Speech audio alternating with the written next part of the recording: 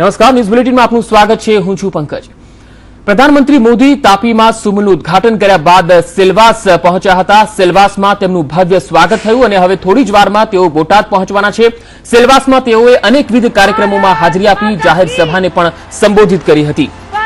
બિલકુલ પંકજ, આજના કાર્યક્રમની જો વાત કરવામાં આવે તો પ્રધાનમંત્રી નરેન્દ્ર મોદી હવે ટૂંક જ સમયની અંદર જ્યારે બોટાદ ખાતે આવી પહોંચી ચૂક્યા છે અને હવે આગળનો જે કાર્યક્રમ છે તે સમયસર આગળ યથાવત રહેશે.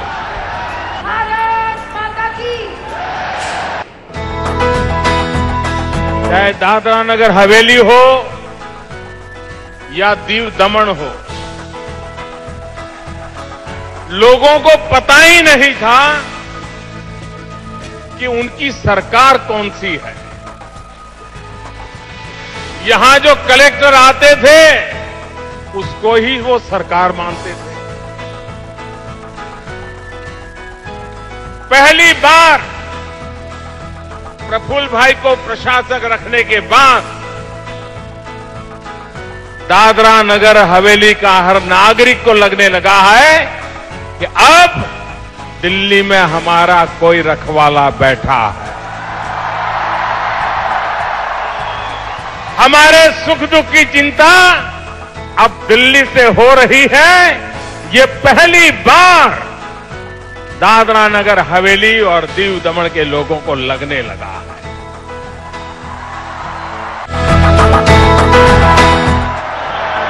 मराठी बोलायचं, गुजराती बोलायचं, हिंदी बोलायचं, काय करायचं बोला.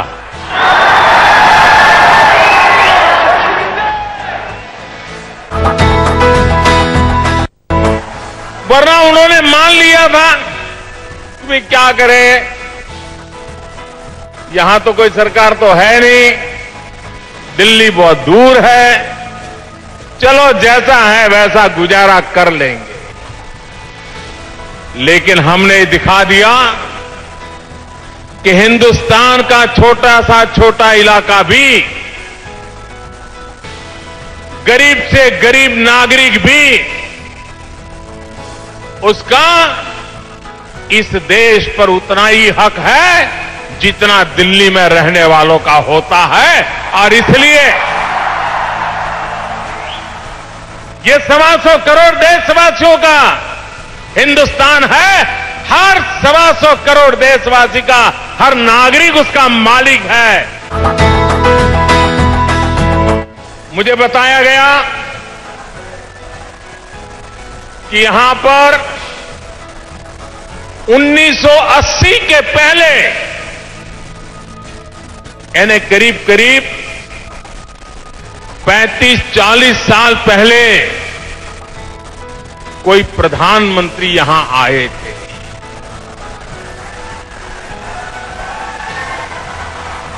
जो आज 35 साल के हो गए उनको तो पता भी नहीं होगा कि क्या प्रधानमंत्री की सूची में ये छोटी सी जगह भी होती है कि नहीं होती. आखिरी बार करीब 35-40 साल पहले भारत के भूतपूर्व प्रधानमंत्री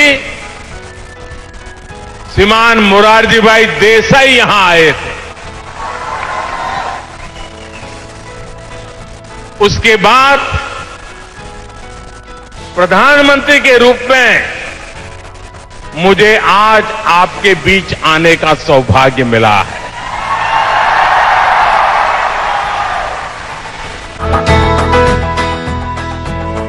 मैं पहली बार नहीं आया हूं. शायद ही यहां कोई पंचायत होगी कि जहां मैं गया नहीं हूं. स्कूटर पे दौरा करता था.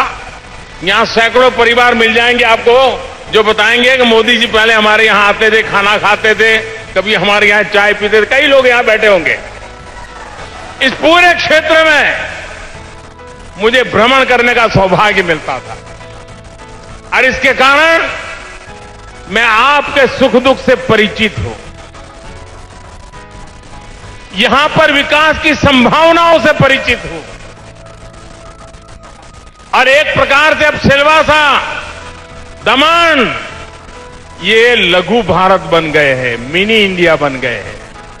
हिंदुस्तान का कोई कोना ऐसा नहीं होगा जिसके लोग इस इलाके में रहते नहीं होंगे।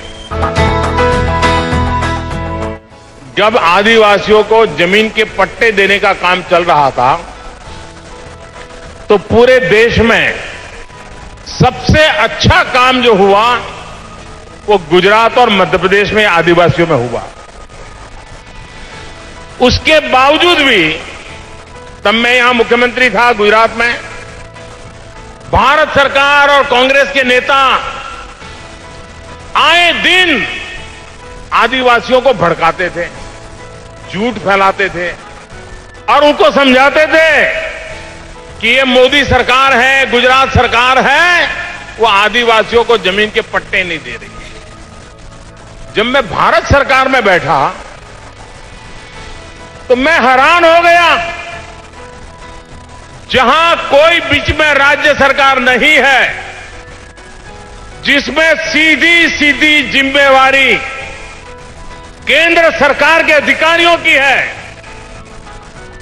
सारे हिंदुस्तान में आदिवासियों को जमीन के हक के पट्टे दिए जाते थे, लेकिन इतने साल तक जिन्होंने दिल्ली में शासन किया और राज्यों को जो कटघरे में खड़ा कर देते थे, झूठे आरोप लगाते थे,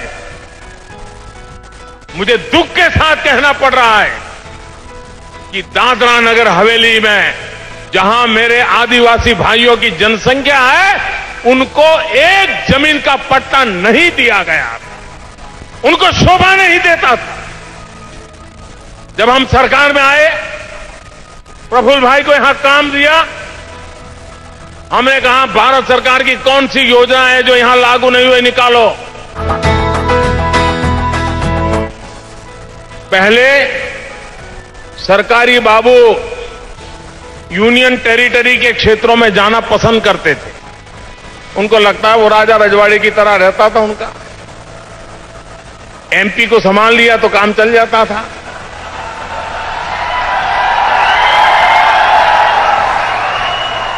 ये सच्चाई है ना, सच्चाई है ना। लेकिन अब ये कांग्रेस की सरकार नहीं है, मोदी की सरकार है। यहां जनता के लिए काम करना पड़ेगा, जनता के लिए दौड़ना पड़ेगा, जनता के सुख के लिए अपनी जान खपानी पड़ेगी। इस मकसद से मैं काम कर रहा हूं।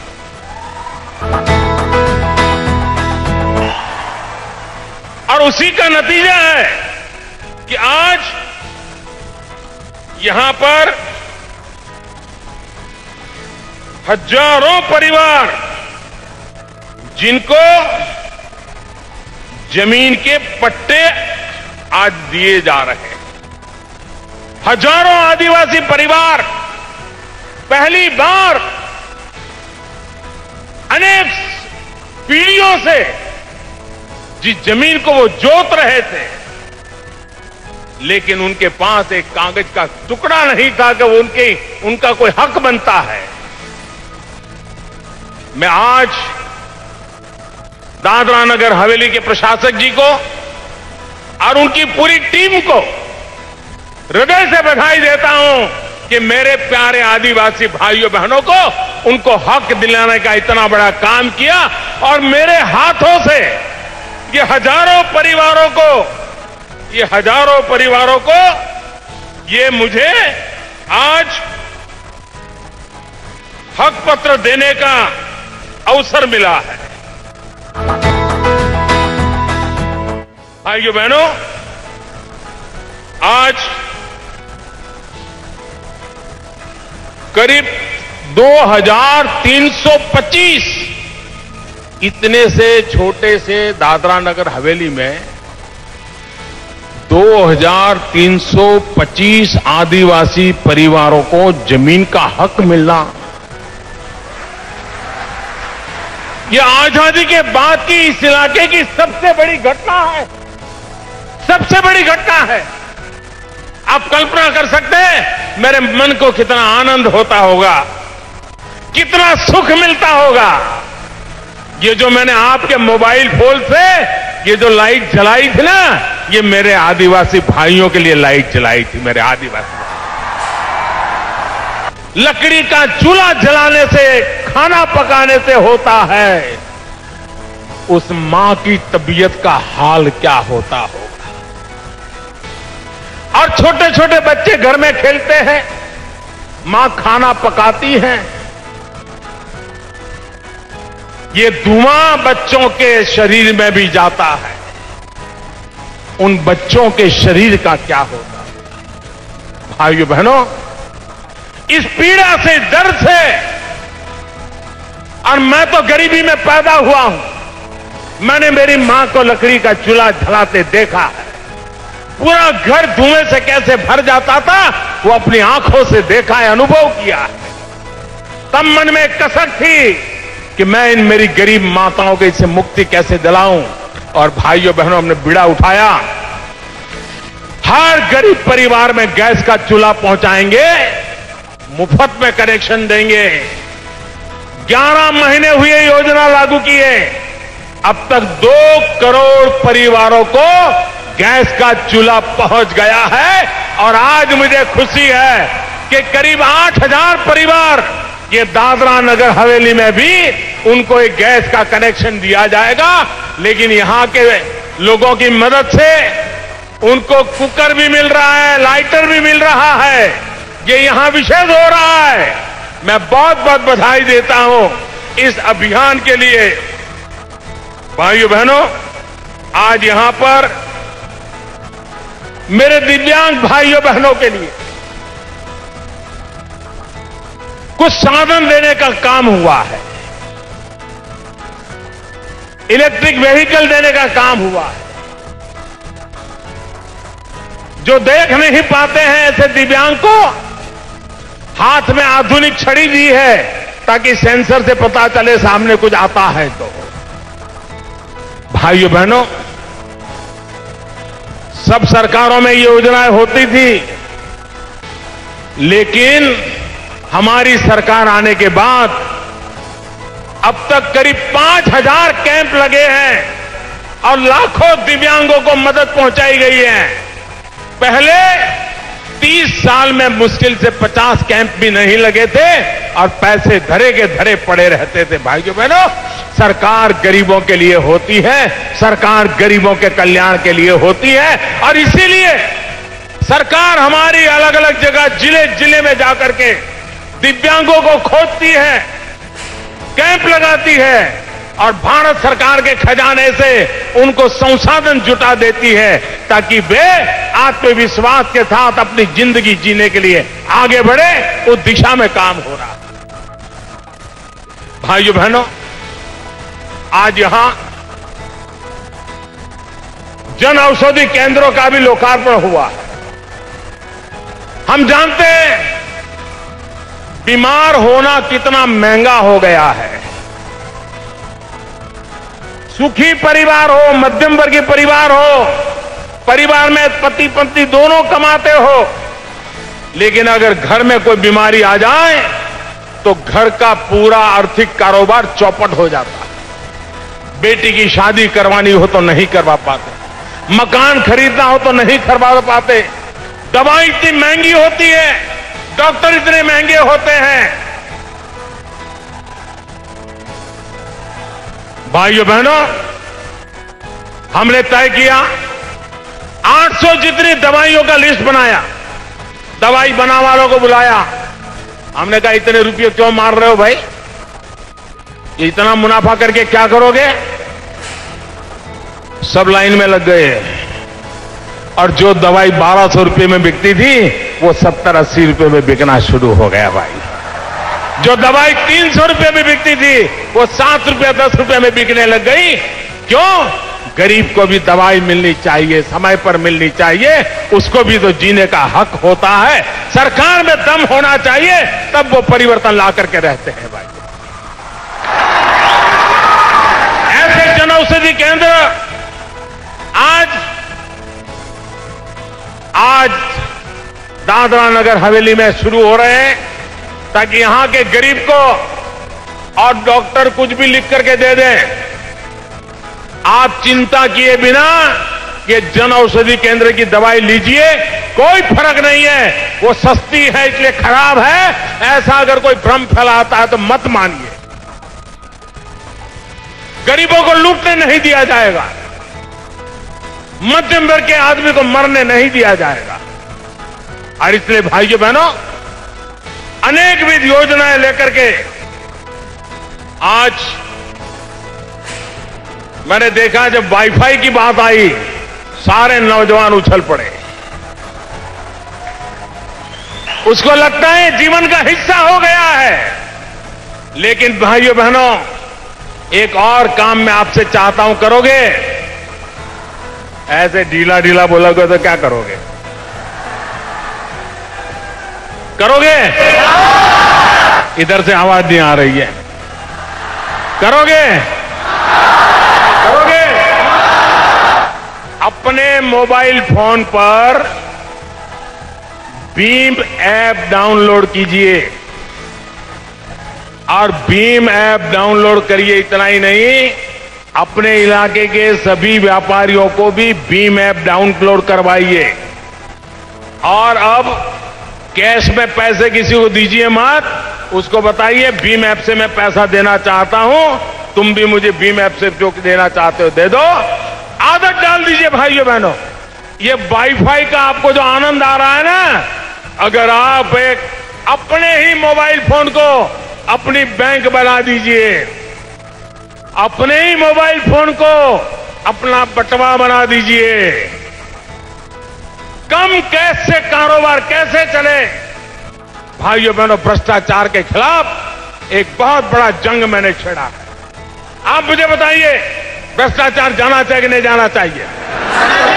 बेईमानी खत्म होनी चाहिए कि नहीं होनी चाहिए? ईमानदारी से देश चलना चाहिए कि नहीं चलना चाहिए? आपकी मदद के बिना कैसे होगा? करोगे मदद? करोगे मदद? और उसका एक उपाय है कम कैश। कम कैश।